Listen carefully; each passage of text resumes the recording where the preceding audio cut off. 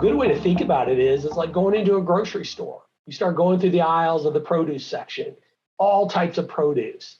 And do you just start putting all of them in your basket, or do you only take one type of produce and that's all you eat? Probably not. That's probably not a balanced diet. So think of planning the same way as you might go into the grocery store. When you go to the grocery store, you probably have a list, and it's probably built partly off of some recipes that you plan to cook. Well, think of investing and all the other financial disciplines the same way. The financial plan is the recipe. It's going to guide you then on what are the next steps. How many eggs do you need in your financial recipe? How many different types of other ingredients do you need? And it's going to take the right amount of those ingredients, not too much of one thing. An example in the financial world that we see a lot is we get a lot of our clients who come in and people who attend our educational workshops, and they say, what about annuities, or what about Bitcoin? And the reason I think those questions get asked a lot is those products are pitched by a lot of people.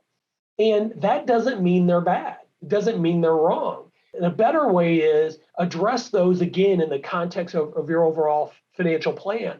Are these things additive, or do they take away? Do they complement, or do they diminish what I'm trying to accomplish? That, I think, is a healthy way to look at these things. Again, it's a very holistic way of looking at it. So when you're thinking about the next step of where you're going to buy your investment solutions, think of the grocery store. Do I want to go into a grocery store with lots of options, lots of different choices of produce, lots of different types of meats and everything else? Or do I want to go into a store where it's a very narrow selection?